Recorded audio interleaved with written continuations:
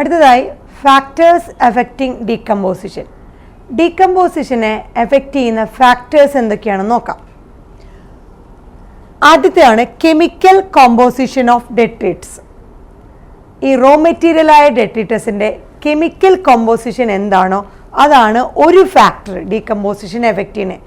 രണ്ടാമത്തെ ഫാക്ടറാണ് climatic factors.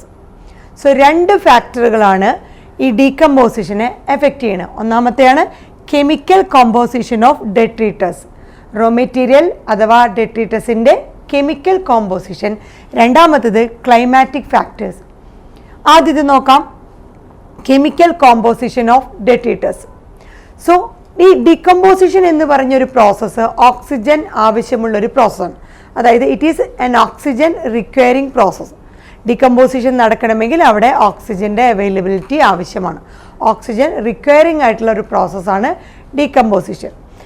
So ഈ ഡെട്രിറ്റസിൻ്റെ കെമിക്കൽ കോമ്പോസിഷൻ ലിഗ്നിനും കൈറ്റിനും ഉള്ളതാണെങ്കിൽ, അതായത് ഡെട്രിറ്റസ് അഥവാ raw material rich in lignin and chitin, lignin and chitin പോലത്തെ ഡെട്രിറ്റസ് അതായത് ഡെട്രിറ്റസിലെ ലിഗ്നിനും കൈറ്റിനും ഒരുപാട് ഉണ്ടെങ്കിൽ, rich in lignin and chitin ആണെങ്കിൽ, അങ്ങനത്തെ ഡെട്രിറ്റസ് ആണെങ്കിൽ ഡീകമ്പോസിഷൻ്റെ റേറ്റ് സ്ലോവർ ആവും.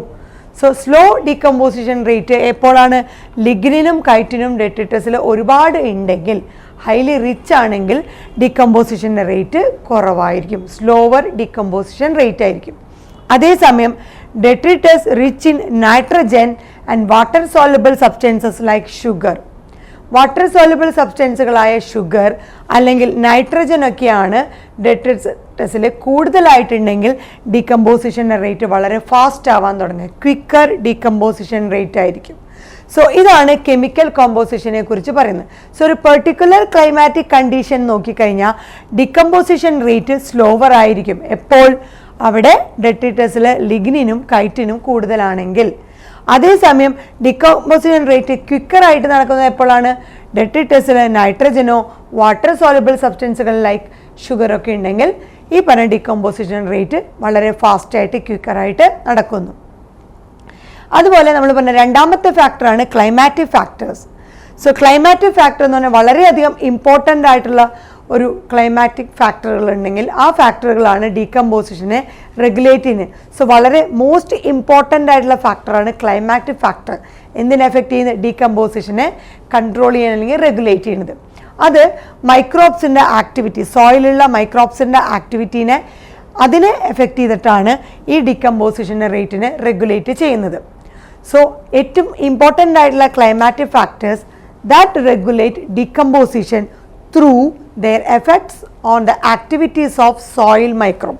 സോയിൽ മൈക്രോബുകളെ ആണ് ഈ പറഞ്ഞ ആക്ടിവിറ്റിയും ക്ലൈമാറ്റിക് ഫാക്ടേഴ്സുകൾ എഫക്റ്റ് ചെയ്യുന്നത്. അതുവഴി ഡീകമ്പോസിഷൻ റേറ്റിനെ എഫക്റ്റ് ചെയ്യുന്ന ഒരു ഫാക്ടറായിട്ട് മാറുന്നു. ആ ക്ലൈമാറ്റിക് ഫാക്ടറുകൾ ഇതാണ്: temperature and soil moisture.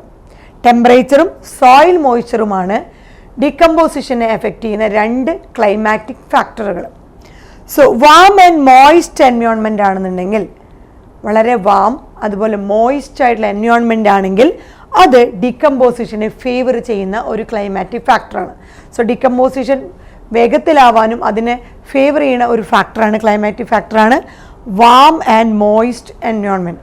So environment moisture ആണെങ്കിൽ അതുപോലെ വാം ആണെന്നുണ്ടെങ്കിൽ ഡീകമ്പോസിഷനെ ഫേവർ ചെയ്യുന്നു.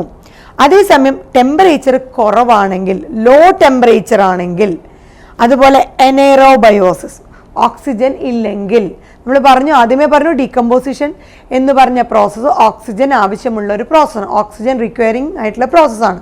സോ ഓക്സിജൻ്റെ അഭാവത്തിൽ എനേറോബയോസിസിലും അതുപോലെ ടെമ്പറേച്ചറിൻ്റെ കുറവിലും, ലോ ടെമ്പറേച്ചറും എനേറോബയോസിസ് അതായത് ഓക്സിജൻ ഇല്ലെങ്കിലും ദാറ്റ് ഇൻഹിബിറ്റ് ഡീകമ്പോസിഷനെ ഇൻഹിബിറ്റ് ചെയ്യുന്നു.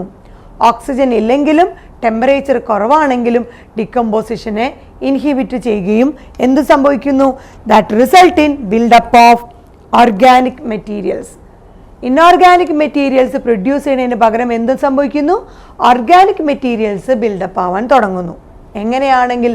ടെമ്പറേച്ചർ കുറവാണെങ്കിലും എനേറോബയോസിസ് ആണെങ്കിലും. എനേറോബയോസിന് ഓക്സിജൻ ഇല്ലാത്ത ഒരവസ്ഥ. സോ ഓക്സിജൻ്റെ അഭാവത്തിലും ടെമ്പറേച്ചർ കുറവുള്ളപ്പോഴും ഡിക്കമ്പോസിഷൻ്റെ റേറ്റ് ഇൻഹിബിറ്റഡ് ആവുന്നു, അല്ലെങ്കിൽ ഡിക്കമ്പോസിഷൻ ഇൻഹിബിറ്റ് ചെയ്ത് തിരിച്ച് ഓർഗാനിക് മെറ്റീരിയൽസ് ഉണ്ടാവാൻ തുടങ്ങുകയും ചെയ്യുന്നു.